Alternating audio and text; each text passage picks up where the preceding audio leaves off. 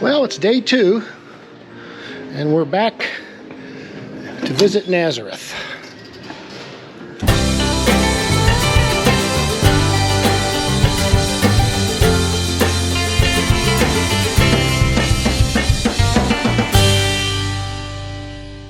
So we're going to visit Nazareth and maybe have some living historians this time. We'll see. Maybe not.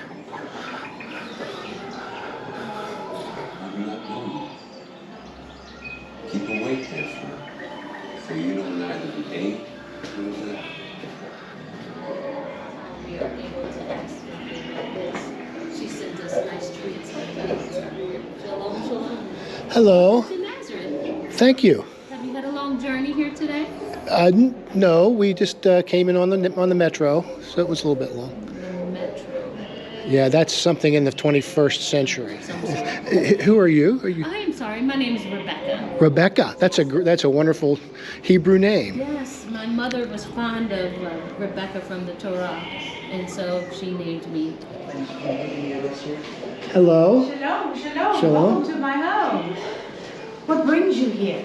We're just traveling and touring. And where are you from? We're from a place called Pennsylvania. I do not know Pennsylvania. No, I don't think you would. It hasn't been discovered yet.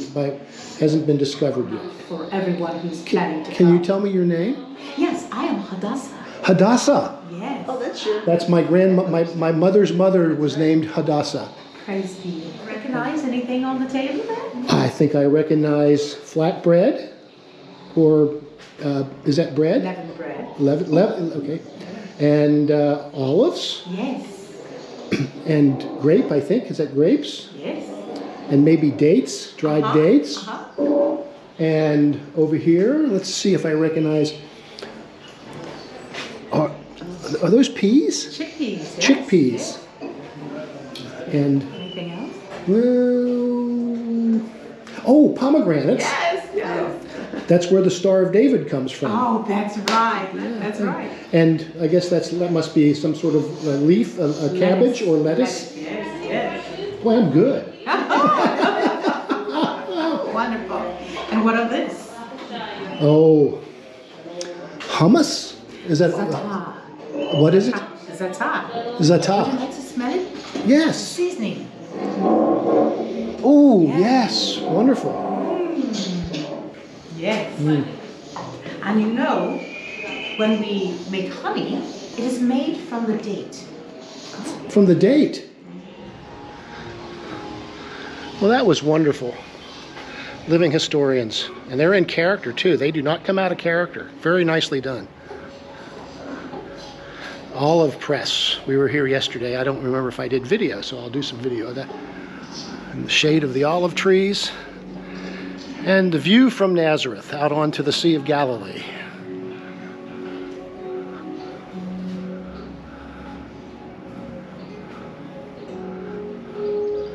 Well, there's Mrs. History's a Blast. Debbie underneath the shade of the sun lamps.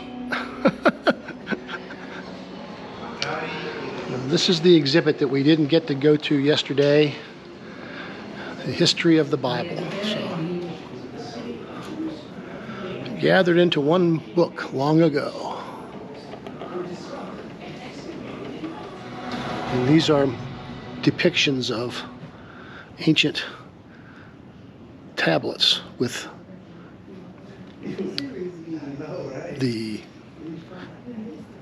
first kind of writing that precedes Hebrew. Cuneiform. Egypt in the Jewish Bible.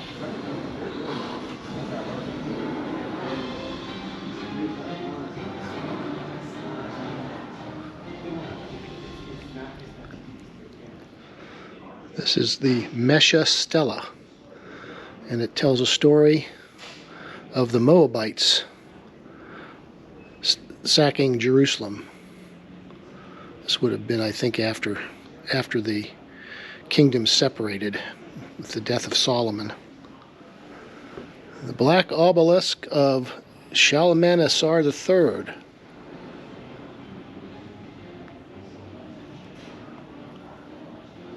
Another episode in the history of Judah and Israel after the kingdoms separated. This is an interesting and thought-provoking exhibit. Does everyone read the same Bible? There's the Hebrew Bible, and there's the Samaritan Bible, the Catholic and the Protestant Bibles, Eastern Orthodox Bibles, Oriental Orthodox, and look at that, you've got Armenian, Syriac, Coptic, and Ethiopic, and the Assyrian Bible. Bible, of course, means the books. Biblio, library.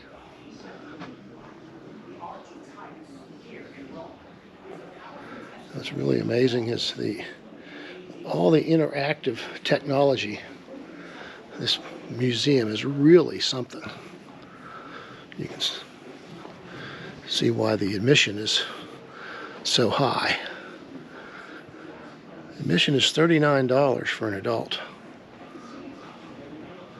Membership for 2 people is only $79 for a year. So it's worth it almost. Because you just can't do this museum thoroughly in one day. This is just the history of the Bible exhibit, and it's just massive. Translating the Bible. Some different beautiful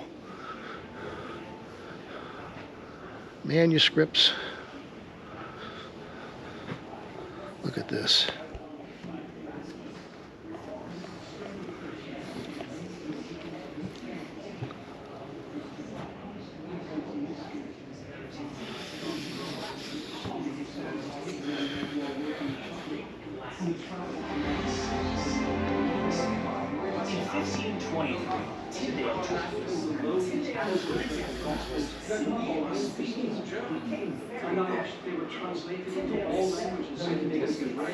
A study the simplicity to design, which was designed to make the New Testament accessible to the common person.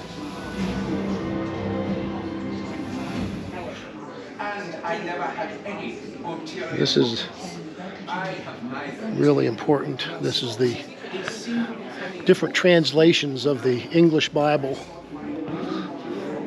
from Tyndale, who was executed because royalty wasn't happy with his translation. They didn't want the common people to read the Bible because it removed the bishops and the priests from their position of authority. If everybody's allowed to interpret the Bible for themselves, then that's democratic. And here we have the Great Bible, going from the Great Bible to the Geneva Bible, which really was this was the Bible that the Puritans brought to New England.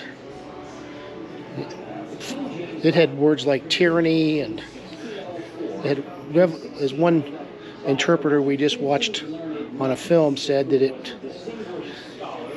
contrasted with the Bishop's Bible in that it had allowed too much revolutionary rhetoric to creep into the margins.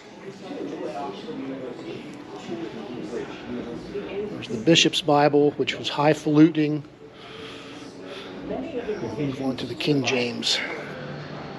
Well, I don't know what to tell you about this exhibit, the history of the Bible, other than to follow the timeline of the displays that they put on the wall outside. Because it does begin with the origins of the Bible, goes through the development of the Bible in the ancient world, into medieval Europe, in the Old World, and concludes with the Bible as the King James Version going global. I don't think it's an exaggeration to say that this museum is to the Bible, or the history of the Bible, what any of the major art museums around the world are to their genre of art. In fact, it might be considered the Louvre of the Bible. You've got to see it for yourself, and give yourself more than a day. And with that, I'll say that's it for this time. I hope you enjoyed this video, and we'll take time to look at some of our other ones. See you soon.